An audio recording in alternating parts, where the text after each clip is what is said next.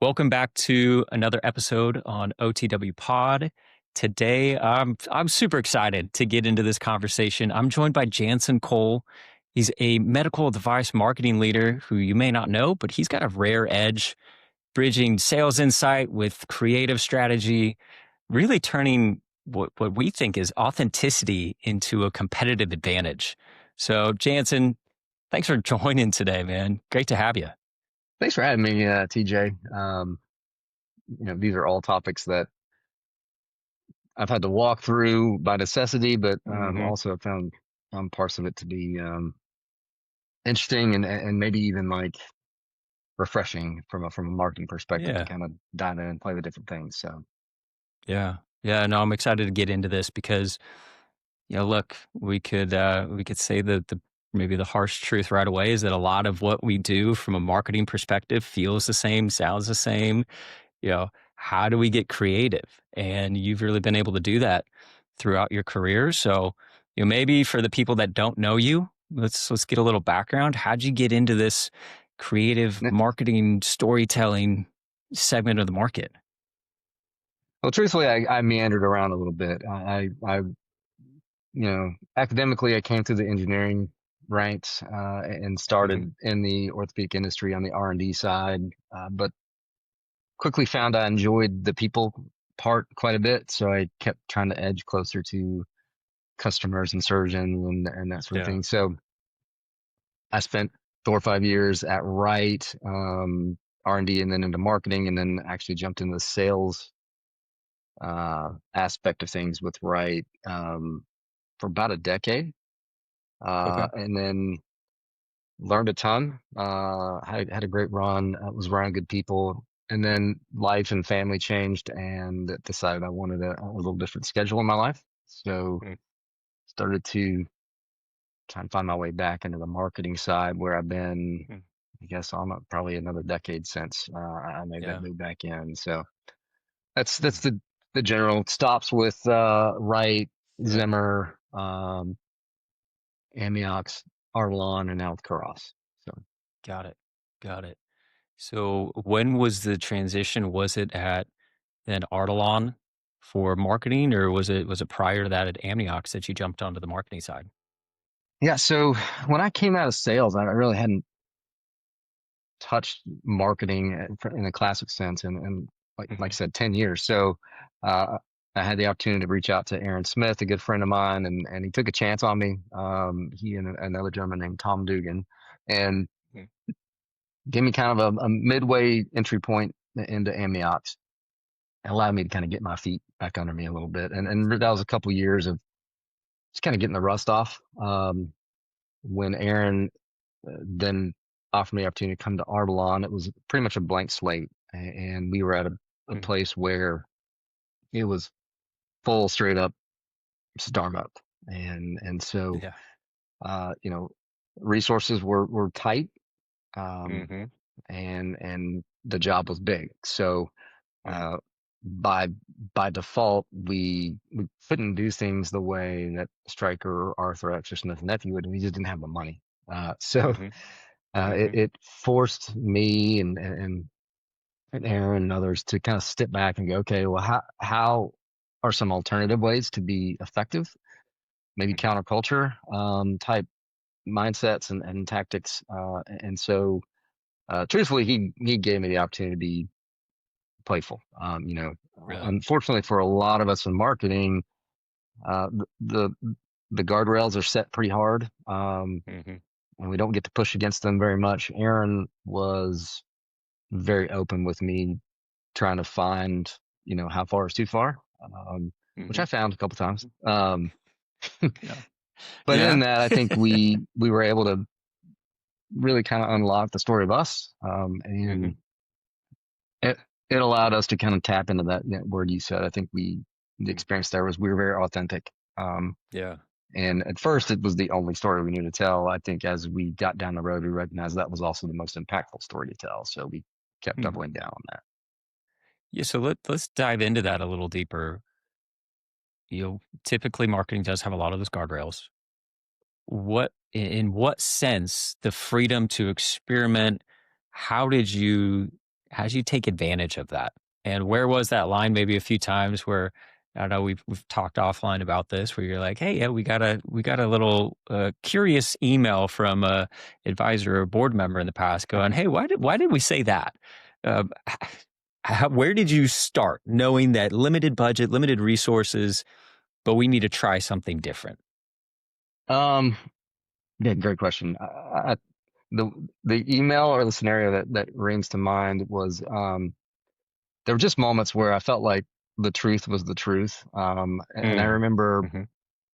going to, I can't remember exactly which trade show, but we had like the 10 by 10 small booth and like the far back corner, Mm-hmm. just to barely afford the carpet, the whole thing. And I remember Mm-hmm. making a post like, hey, uh, we're at the tiny booth in the back, where all the rest of the innovation sits, right? Because early on, like that's where all the people trying to make it Yeah. are sitting. We're all back there together, Mm-hmm.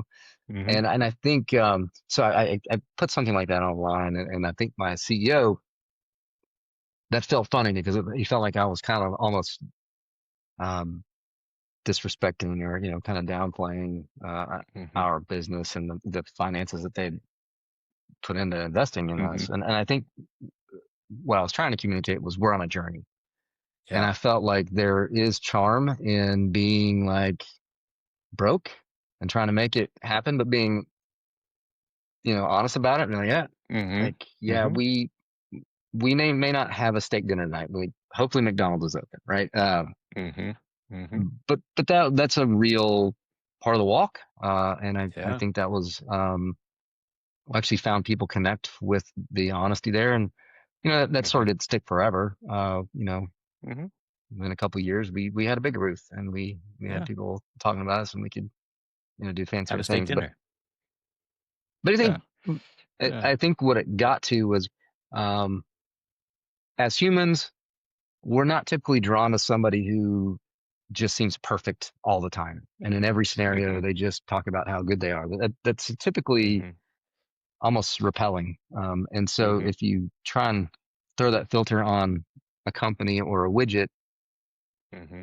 I think that's where I landed was like, let's just be honest. Like, Yeah. I want to be able to, when I say the good things about this product, I want people to believe it. But I think for them to believe me quickly, they're going to also have to hear me be honest about Mm-hmm. the things that we're not great at or that we're trying to get Mm-hmm. at. And Mm-hmm. so I felt like I couldn't have both. I couldn't just have Yeah. you believe everything I say without also telling you some things that are like, that wasn't so good. Yeah. So we tried to find places where we could do that without Mhm. harming, our brand or anything like Totally. that. Totally. Yeah, no, and I think that gets into that whole, to your point here, it's authenticity.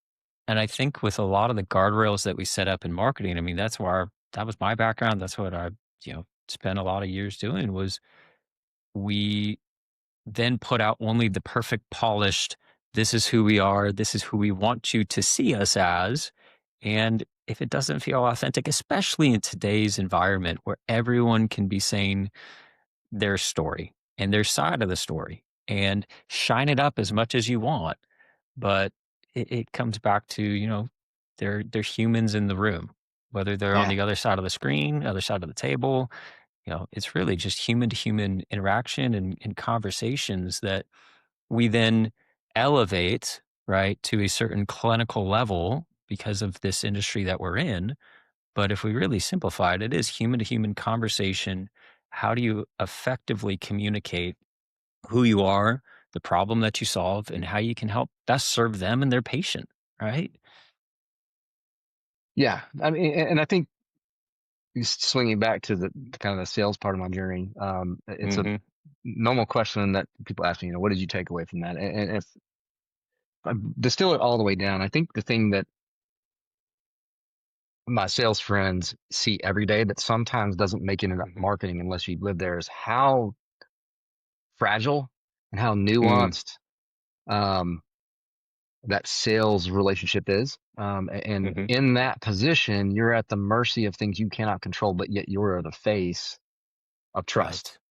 Right. Yeah. And so, you know, running all the way back to this authenticity conversation, If starting at marketing, we just portray perfection is all that we see inside, then it leaves our sales people to be, well, if we have any problems, it's their fault.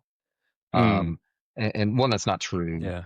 Two, Yeah. it doesn't help your team. And three, it leaves you no recourse if something does go wrong because Hmm. you've told everyone you're perfect.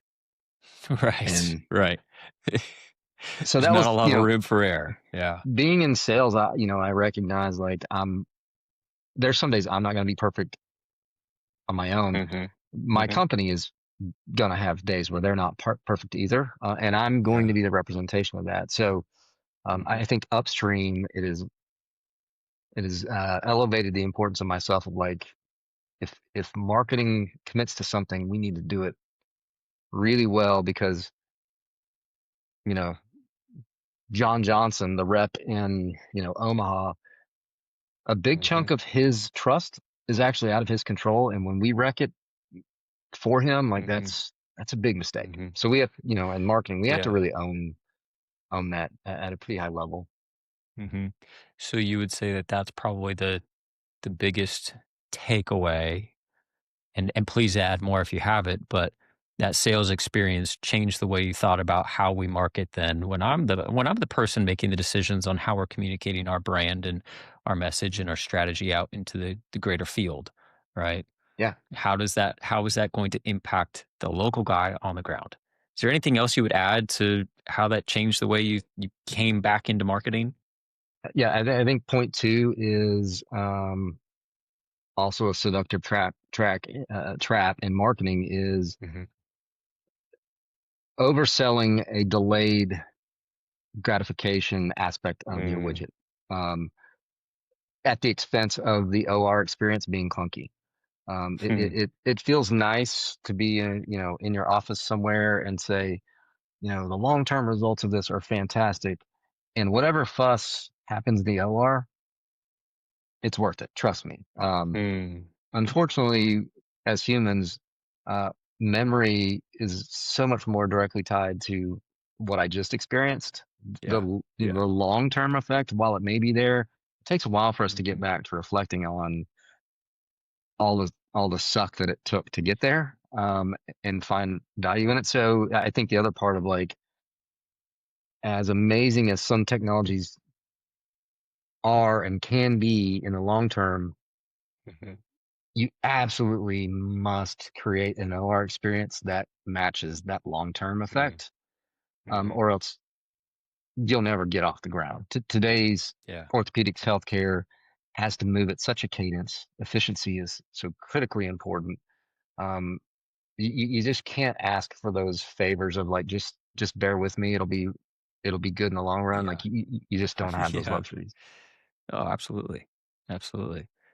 So then let's talk. Before we dive in, a little bit more about how you figure out the voice, how you did that at Artelon, what you're doing today at Kuros. The interaction between sales and marketing. You had told me earlier, hey, the VP of sales really needs to be your best friend. Yeah. Yeah. What Uh, did that it, look like at Artelon? he still is my best friend. There you go. There you go. What's funny is, depending on you know where you come from, and there's a lot of Hmm. scenarios where that is a pretty antagonistic relationship, Yeah. um, and there's various reasons for that. But I think sales and marketing, while they are different, very different jobs, um, neither one of them can be fully effective without the other one, and so it is a very Hmm. codependent Hmm. relationship. Um, so you can either look at it from the negative, I have to work with, or you can look at like, everything that I get that's really good data from my sales team is going to make me incredibly more effective as a marketing. I'm going to look like a rock Hmm. star if my sales team has bought in to and are in tune with, and are giving me good information, and vice versa. If I am delivering them like, hey, here's where we need to go hunting, here's kind of Hmm. the messaging that seems to be, and we make them more efficient to accomplishing their job, Hmm. the business wins there as well. And so, um, there are personality differences in the two teams, and I get it. Hmm. But I find that I have only been better at my job when I'm really in tune with my sales leadership. Mm, Um, and the other part of that is like if you look for, just people to commiserate with. I mean, when things are going great, like mhm, you and your sales leadership are like high fiving. And frankly, mhm, when things are going poorly and everybody's like getting beat up, like you're kind of in the same boat there too. So you, the mhm, empathy mhm. when it's healthy should be high on both sides. Yeah, yeah. Yeah, and I do think that there's a common perception that, hey, it's the sales team and it's the marketing team. But in reality, it's all part of the same team. So if you can kind of get out of that perceived bubble and go, hey guys, we're all trying to, from a marketing perspective, we're trying to enable you, sales team, to ultimately win more, right? Well, And that sales team vice versa, it's back and forth, more feedback from how is this being used in the R? What are the specific challenges or obstacles that we're running into when we're out in the field? It goes back and forth. And it sounds like you were able to really develop that back and forth and that team atmosphere. well, you use the word enablement, right? Hmm. In more recent years, I've started to see the term almost replacing marketing as in sales enablement, Yes. Yes. that sort of thing. And frankly, I think that's really healthy. If you Hmm. swap those words with the same job description, it does make it feel a little more collaborative than Hmm. I do this and you do that. Hmm. So hmm I think that's a positive Yeah. direction to kind of start tagging that enablement word in there. hmm You could also So throw let sales as marketing enablement because, very true. Right. if we don't have sales, well, there's nothing for us to do. Hmm. hmm So let's get more into some of the marketing details, specifics, some of the stories.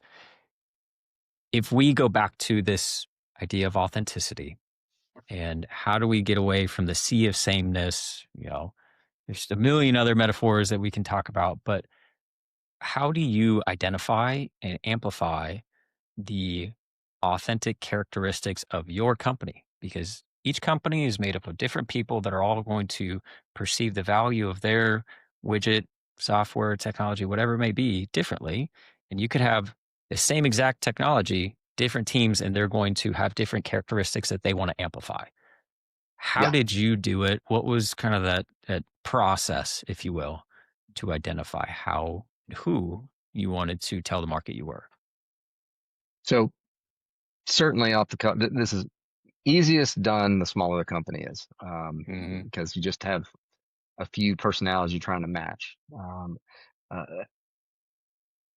this is something I have to remind myself of, but the whole thing starts with listening and watching. If you are the brand new guy in and you day one, you're like, here's my plan, here's our voice. In my opinion, you're starting too quickly, and that's something I have to remind Hmm. myself of often. Hmm. Every company should have its own tone because it's made up of different people. So if you can sit back and give yourself a moment to just watch the people in your company who have got it to its current level of success, the people in the Hmm. room who are likable, the people in the room who tend to be impactful when they speak, uh, pay attention to those people and then start to tease out or emulate the characteristics and the feel of those people. I think at Artelon, didn't necessarily like articulate it that way when we were getting started, but Hmm. I did recognize that I wanted whatever we did on social media, even when we made brochures, in my own mind, if it didn't feel like what it would feel like to talk with me or talk to Aaron or talk to Mark, then it Hmm. didn't feel like the right piece. And Mm, so it was really important for me, even if it meant like using slang words or that sort of thing. mhm, I really wanted every interaction with anything that had that logo on it to give some preview of what it might be like to talk with some of the leadership at Artelon. And mhm, so oddly, I think we did a pretty good job of that. yeah, That gets infinitely more difficult the bigger you get because you have more and more people that impact a mhm, business. So scaling that, that's a challenge. But at mhm, least getting things off the ground from startup to into growth phase, maybe even early middle phase. I think you can really exploit and really lead with the personalities in your business that people are drawn to. Mm-hmm. So what if that authentic voice you identify and you said, hey, we even use some slang within our language, right? What about the people who think that our voice isn't like professional enough, Yeah. right? I mean, that is an available decision, and I think I'd still go back to if that's the case, you may not be perceiving your company appropriately. Hmm. I would say like where I'm at right now, Kuros, Hmm. very scientific, very well resourced, a lot of background. It would be inappropriate for me to be full of slang and have the same kind of tones I did at Artelon. It's a very different representation of who this company is, and Hmm. it doesn't represent their strengths. And so Hmm. I think as a marketer, this one of the things this transition has taught me is that they're not templates that get moved from company to company. Hmm. Like Hmm. you land in the next group and you start that process all over again, and you need to be listening and asking questions and watching because you it is not helpful to yank a brand identity left or right. Hmm. Just work on enhancing Totally. what's already there, Hmm. unless it's toxic and it's got big PR problems and you're hitting like the mute button. But outside of Hmm. that, like you're really trying to just further refine what's already working and continue to bring those voices to the front. And that may Hmm. be, you know, pretty polished. Hmm. There are Yeah. companies that Yeah. are pretty polished and that's their brand and they do it well. Hmm. Hmm. Yeah. So let's go back to the smaller startups, the more experimental. You talked about how small is big enough. I really like that concept, that term.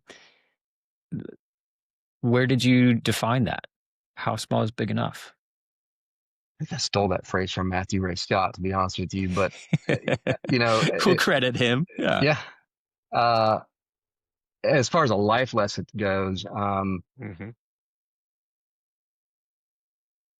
I think we're coming into this, or in the middle of this Netflix and Starbucks age, where nothing Hmm. is just mass consumed. Like I want my drink Yeah. made this way at this temperature with these toppings, and then when I go to watch TV, I don't just want to watch what's on at 8 p.m. on 3 channel. I want to be able to Hmm. watch it when I want to watch it, stop it, watch the whole, like everything is bespoke. And Hmm. so within that, the idea of marketing as a generalist is not contemporary. So at Artelon, we had effectively a artificial ligament device. Hmm. Hmm. Philosophically, could go anywhere. Hmm. And truth is, we spent the first year kind of selling it as duct tape for everything. And the results were very because we were not communicating to our audience that we were experts at anything. We were generalists at everything. And so Hmm. no one really knew what to do with us. Yeah. We eventually pivoted into a very specific lateral ankle reconstruction as Hmm. kind of that's what we were going to identify ourselves at. We're going to go win that little space. But winning that little space then gave us the conversation point to leverage into other places because they're like, okay, yeah, these guys are already really good at this. Let's see what they have over there. And I Hmm. think take that broad base. That is the value of highly focused segmentation is as a marketer, as an early stage company, regardless of how many things you could possibly do, the world wants to know what you're best at, and it's Hmm. usually something really small, and you have to own that out the gate, um, or else you kind of just get washed away. If Hmm. you can own that space, then you have credibility to go, we own this. Now watch what we do over here. We're going to go through the same process, but Hmm. you can't fast forward to general expertise before you've shown specific expertise. Mm. That's really, I love that. Yeah. And it also plays into how you can make some mistakes along the way and people are going to go, hey, you know what? You're defining your category, right? Yeah. You are becoming a specialist, and people are going to forget about it. Everyone's forgotten about the year you guys just experimented and went, "Hey, we're going to try to do everything." And I remember that transition of just going, "This is who we are. This is where we focus." Yeah. And it was definitive, right? Not that we couldn't, but this is really where we're going to serve our market. This is who we're targeting. This is who we're serving. You know, Yeah. that's And if you huge. take that all the way down to the sales rep, but also it's, it is really difficult to walk into any given case and be like, oh, I know everything about the ACL. And then right behind that, I know everything about ATF dolls. Mm, I know everything.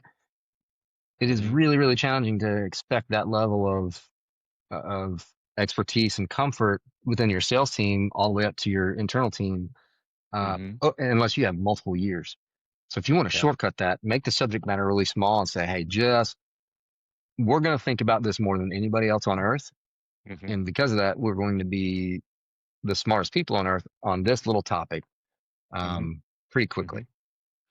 So then how did you identify the tactics within, okay, we've defined how small is big enough for us. We know our market. Then when did you start to experiment with different tactics on, let's call social media? Because you guys really started to utilize that effectively. What was the starting point? Um, this one is not really rocket science. I mean, Mm-hmm, with our product, um, we just had to watch it in people's hands a lot because in every good widget, there is a moment or two where the lights come on. And mm-hmm, people, they may kind of like the idea, and it's usually something in orthopedics. It's usually something tangible. It's, you know, mm-hmm, when they set tension and step back, I'm like, there's some moment, and so mm-hmm, it took us a minute to kind of get enough shots on goal to kind of go, okay, there seems to be this little place here where everybody kind of stops and goes, huh, that was pretty cool. You add up enough of those, and you can kind of start to put a big highlight on this particular aspect, and then mm-hmm, that is what you want to recreate every which way to Sunday. So certainly in in-person scenarios, um, for us it was setting tension, but then feeling the stability and the stretch afterwards. So that mm-hmm, that was for that widget. We tried to mm-hmm, reproduce that as often as possible, and then on social media we wanted to talk about the opposite. So what is the dissatisfaction when you don't have the flexibility? What is, you know, we wanted to tease out why, in our opinion, that was not the way the body was designed to go, to have us, an inflexible implant. So mm-hmm, um, we've really just kind of kept beating the same drum and coming at it from every angle possible. mm-hmm, And this, and I'm kind of making it sound like it was, unstrategic. There was a mm-hmm, methodology, very specific to us, but having the right people experience it, and doing it in different ways where the eyes would catch it, patients, surgeons, internal people. Um, mm-hmm, and it really kind of took the texture of all of it to kind of paint a full story. And certainly it takes time, but mm-hmm. I think, How much of you know, that? Yeah, no, it makes sense because it works well into this next question. How did you build out that strategy over time? I assume it starts with instinct and then becomes more refined. yeah, it, it, it has to start with instinct because you don't have enough data Hmm. early on to make objective scientific decisions. Yeah. So our teams, we did a lot of acting on intuition. However, we would always document what that Mm-hmm. intuition was and then set up some way that we could test and track that intuition Hmm. to find out if there was truth to it or if it just felt good. And Hmm. ultimately, you do that and repeat that. At Artelon, we did a lot of things intuitively, but by the end, we had great clarity on what was working and what wasn't, and it Hmm. allowed us to move with purpose and efficiency, and Yeah. allowed things to stay non-emotional when we said yes or no to things, because we'd say we're not doing this because our data says that it's just not effective, or we are going to do this and we're going to do a lot more of it because it's our data is showing that this is really, really working. So Hmm. it allowed everything just to kind of be on, hey, we're doing this because we want everybody to win. Nothing became Mhm. personal.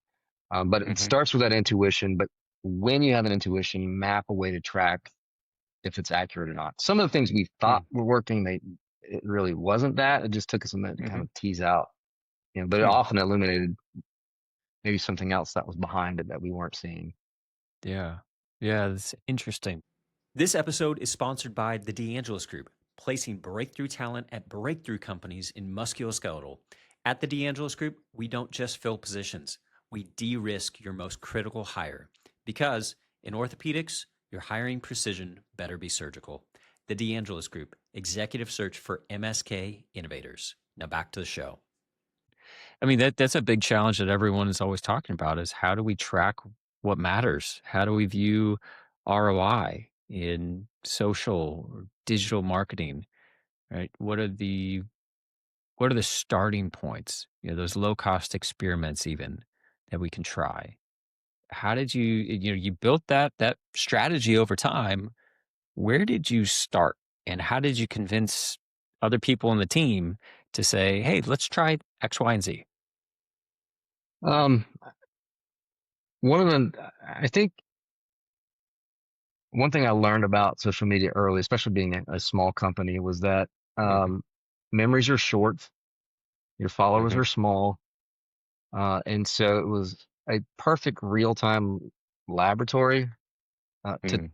try things out, and you had real time uh, confirmation of whether or not at least it was attention getting. Mhm. Likes, Mhm. views, the algorithm kind of favored you. It at least started to point you in directions. Now, the hard part, when we're trying to explain this to the finance team, is always like, how does a post end up, a dollar of revenue? And Mhm. I'm just going to admit to you, TJ, like I'm not smart enough to actually track that whole line there, but I do know Mhm. for a lot of social media, it costs $0. So it's all return. Um, Mm. other than the hours you put in kind of Yeah. cracking things, if you do good things and you communicate well, um, it's return. And I think when you start expanding what you are actually hoping to do with social media beyond like, I just want doctors to click and like it, and you start to open up the definition of like, does any other marketing people out there have a hard time like getting their sales team to engage with their CRM or their like Mhm. cloud-based resource podium? I think all of us have. Right. So Right. getting getting messages out that you want to ingrain in your sales team, I'll tell you where they Mhm. are every day. They're on social media every day. So if at the very least you're using social media as a platform to further ingrain, reinforce, and communicate what you want your sales team to Mm. kind of really own and understand, that is a Mhm. completely understated aspect of social media. Um, Yeah. that just kind of, I mean, it's what you put out on the screen, but every sales partner that you've got that consumes that and then reuses that, that just makes that megaphone much bigger, and it Mhm. leaves virtual into the person to person world pretty quickly. Mhm. Well, and that's where it becomes that relationship advancer, right? If it's a doc that sees a post on social media and then they get curious and they dig into it, but there's no sale there, right?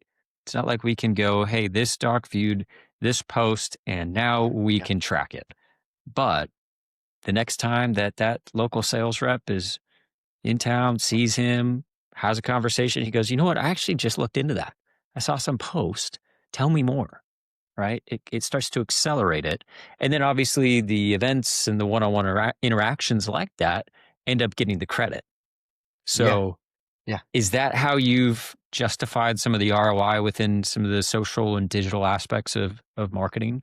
Oh man. I mean, everybody knows that the worst sales call begins with "Hi, my name is," right? So anything you Right. can do to knock down a couple of those first hesitations or first couple of impressions, you're getting quicker to whether or not whether they're interested or not. Even if they Hmm. misunderstand something, uh, Hmm. that's a great place to start your first conversation because now you have the floor. They've invested enough time to misunderstand it. Hmm. which means they're likely to give you a little bit of time to try and understand it Correct it. better. Yeah. And so those are any time you can get those minutes for effectively free, just Hmm. because you're sharing who you are in a virtual Yeah. space, um, you are enabling your sales team. Hmm. Hmm. Do you feel like the attitude started to change over the past? I think this has really been in the what, like 5, 6 years.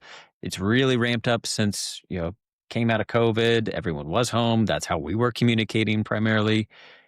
What's the attitude more at and I have some ideas and thoughts myself and feedback, but, from your perspective, the CEO, C-suite, board members, how are Yeah, they interacting?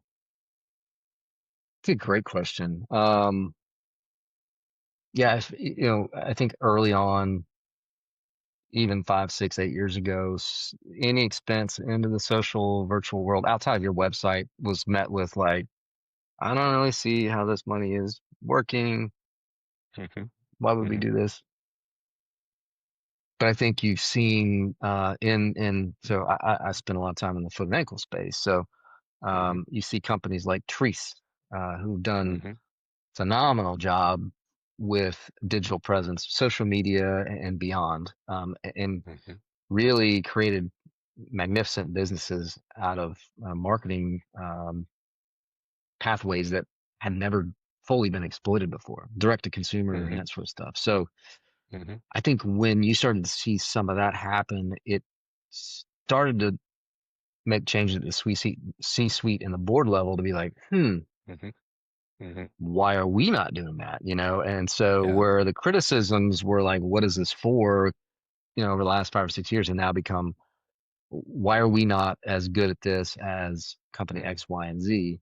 Um, mhm, both of those sides of that do require, further engagement by marketing to vet, you know, mhm. what is useful and what isn't in those spaces. But I Sure. do feel like um, in the past, it was almost a bit of a like you had to really explain yourself, and there was a lot of resistance.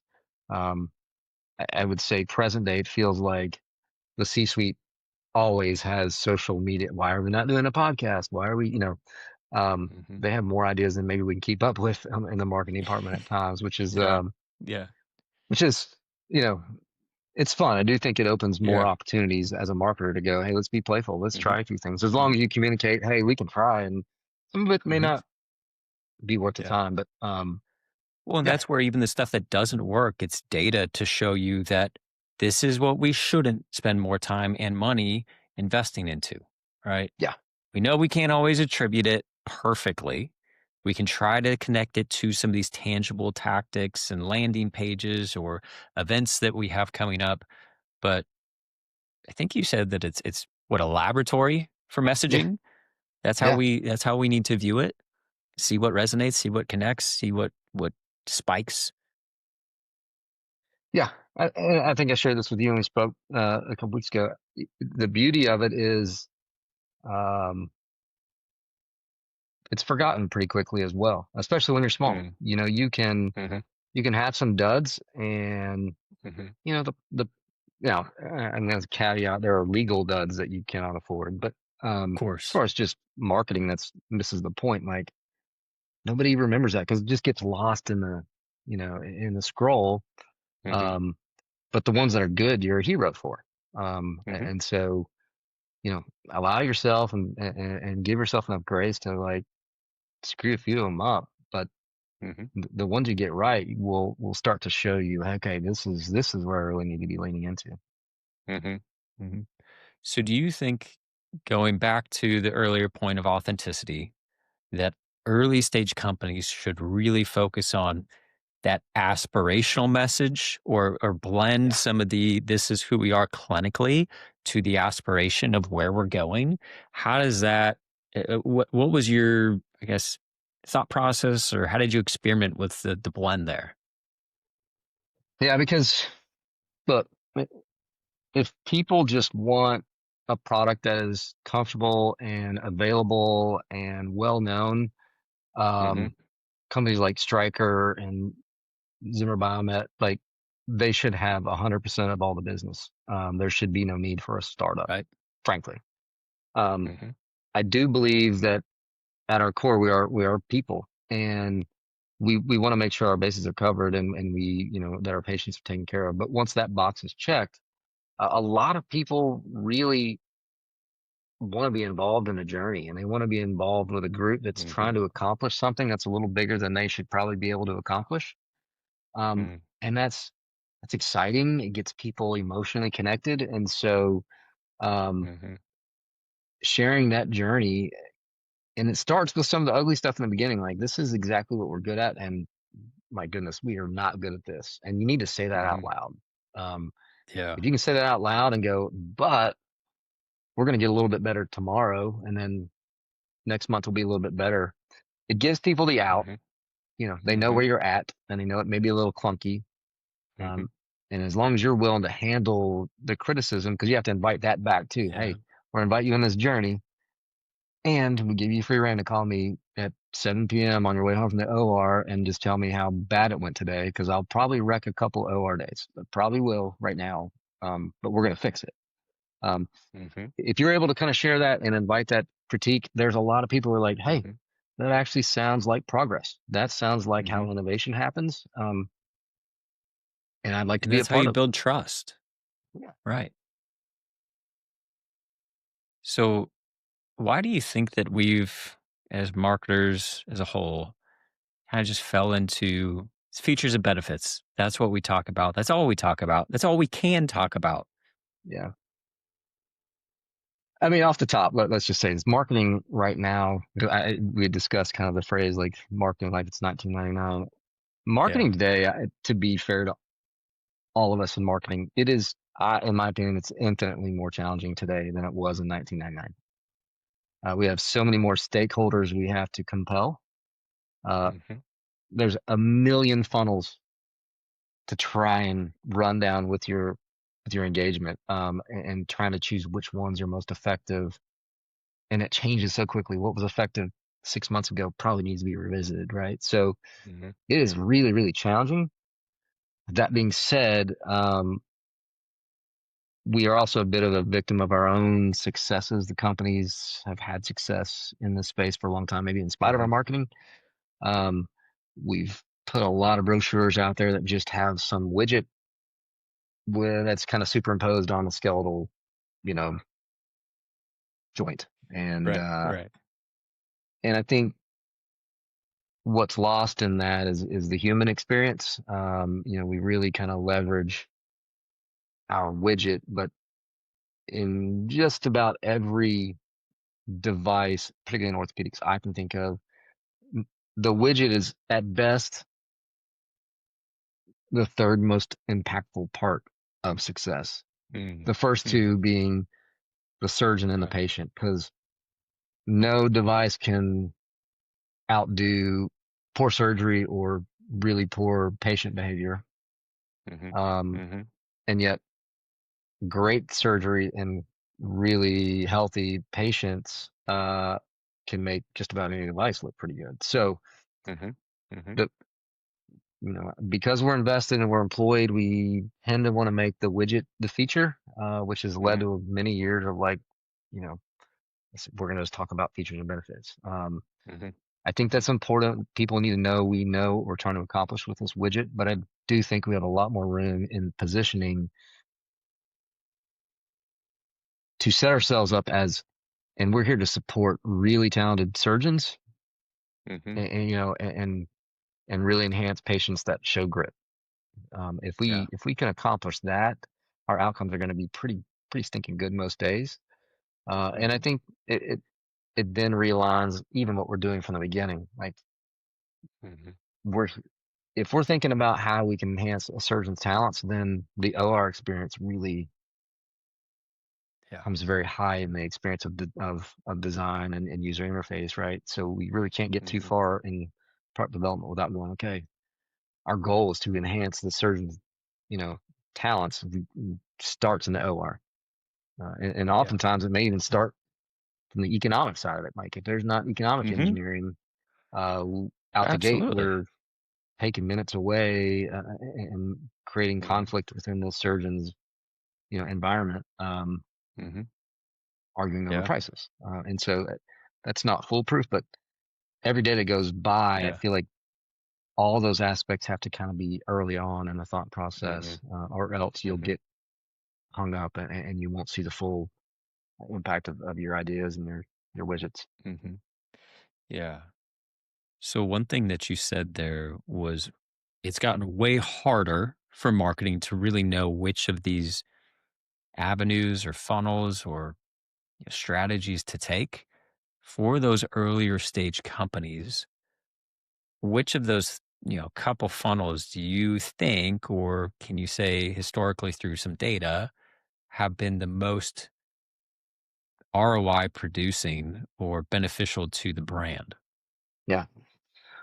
So this is just my take. There are smarter people than me who may have different opinions. So my take is this: unless your product can reliably be almost patient diagnosed, I think a bunion is a great example of Hmm. this. Trees, patient, and I'm oversimplifying this, but visually, a patient can be Yeah. at home and go, this, I think I have a bunion, and I probably Hmm. would qualify for a product like this.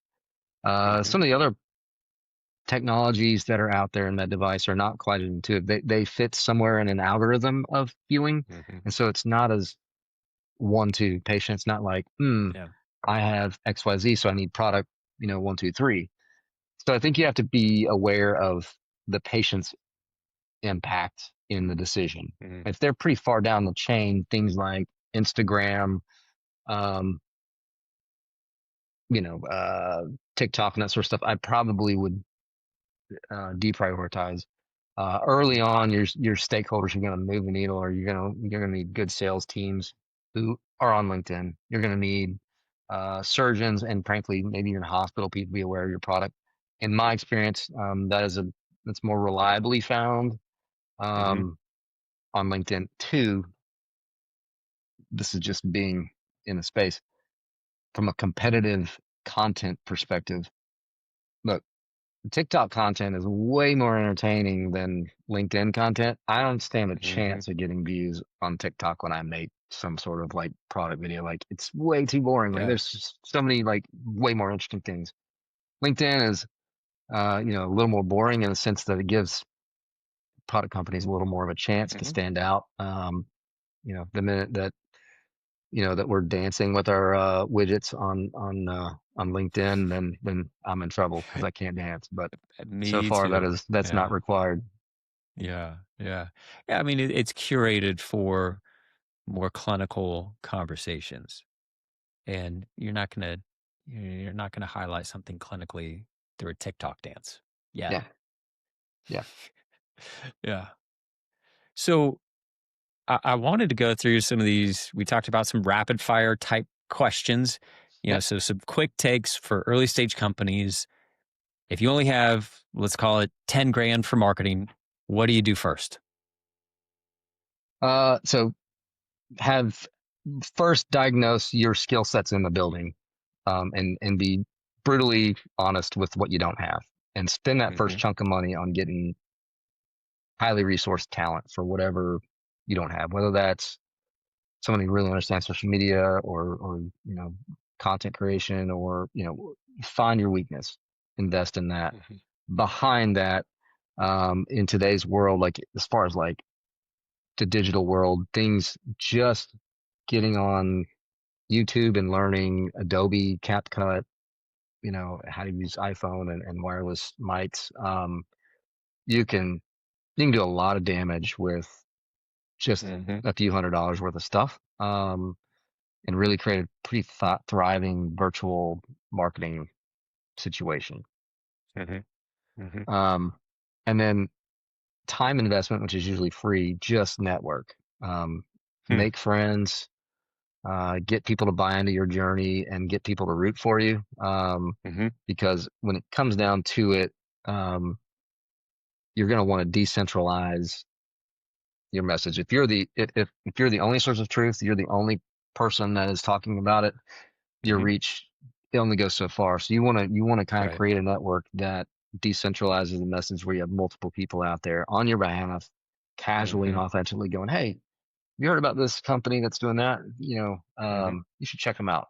When you can kind of Yeah. get to that place, your your expansion starts to move quite a bit more Mm-hmm. rapidly, Yeah. and it Yeah. doesn't cost anything. Yeah. You're getting out to the broader audience. Yeah. Okay. Question two. What's the biggest mistake you see startups make? So echo chambers. Um, Okay. you're all fighting the same fight. You're in the same boat, and it's Yeah. tempting to not want to hurt anybody's feelings or just call out something that isn't working. You have to Mm, resist that. mm, Um, you have to be painfully and aggressively honest with yourself, your mm. marketing teams, and your Yeah. widget. Um, Okay. to or else you'll die. Like you cannot take for granted Mm, those early days of just knowing when you have to change. mm-hmm. Mm. Yeah. Seen it happen way too many times.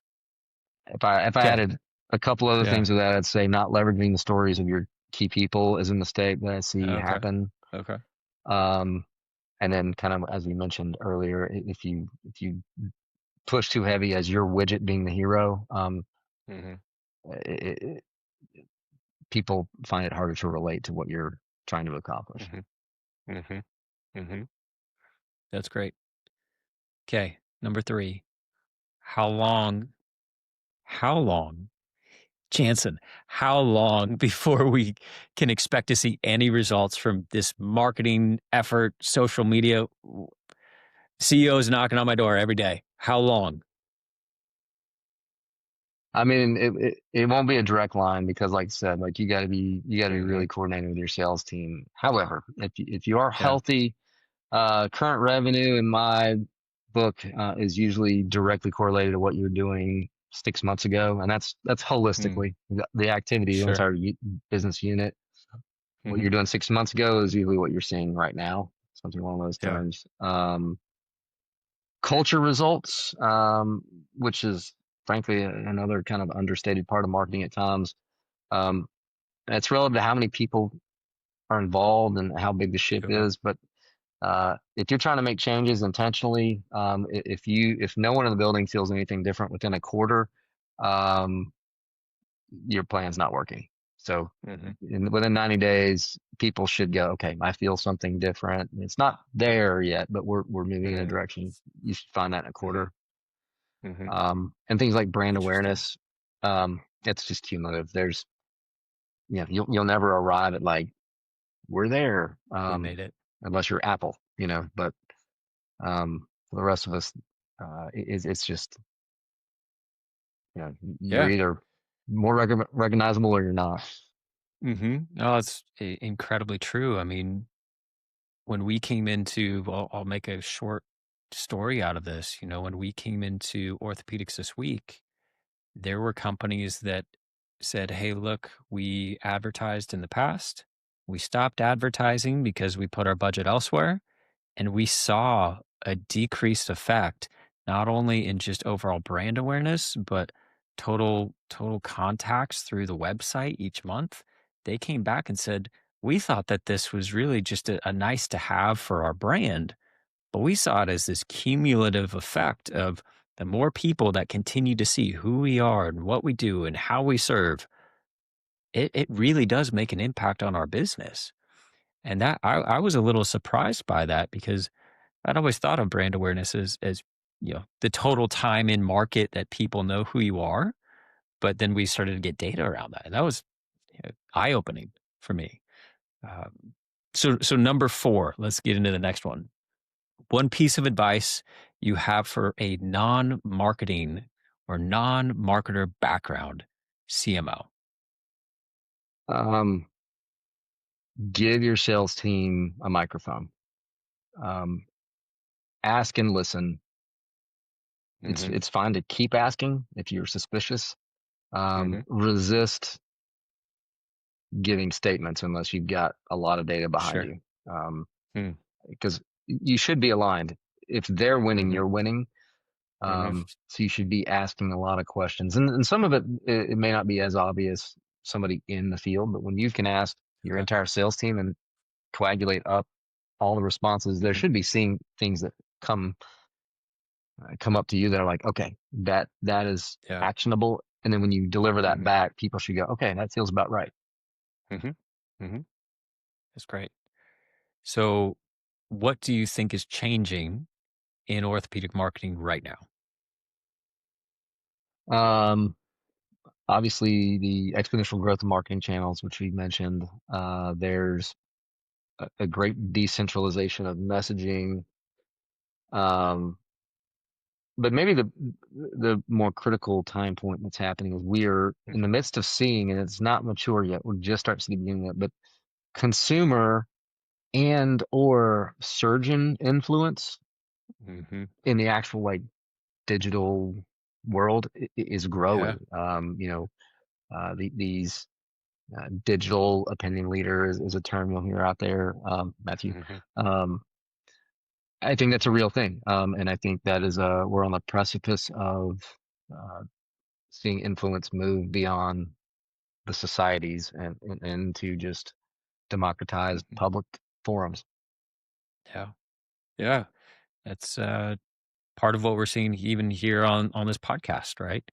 Bringing on more and more thought leaders. Talk about what are they seeing in their practice? Why are they using certain technologies? It's it's growing. It Yeah. truly is, and I think that's one of the biggest areas that things are changing. So as we're wrapping some of this conversation up, I want to get your take on a few things. We talked about the difference between strategic planning and trusting your instincts. But really, I want to view that through the lens of how quickly things that have previously created engagement can change. How do you balance that? Yeah. Um, that coming through engineering, I think that's why with all your intuitions, you try and map some way of measuring it because you do need to Mhm, change as quickly as you can objectively determine that it's not working or at mhm, least needs to be tweaked.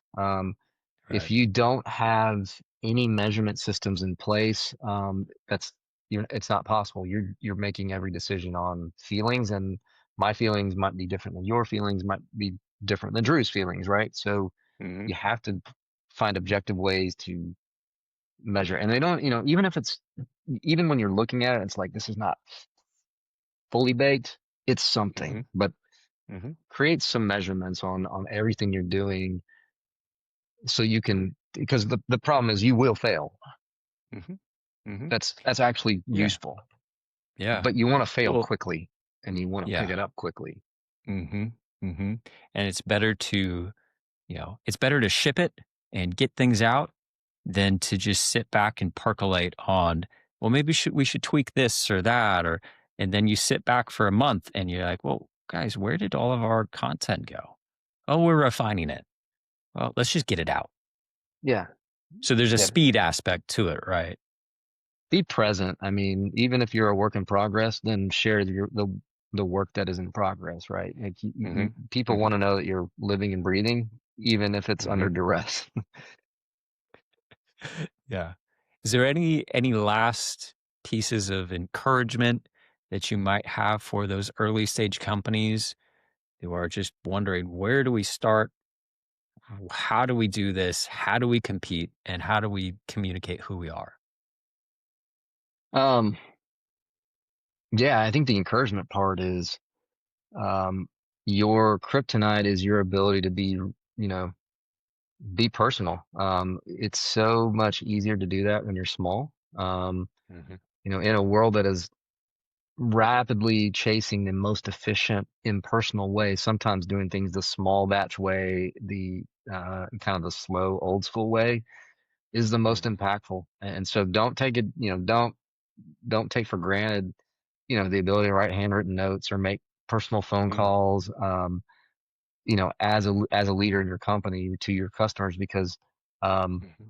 you get to the big strategics, there's just not enough time, not enough ability to kind of keep that high touch stuff in place, and that's a Mm-hmm. luxury.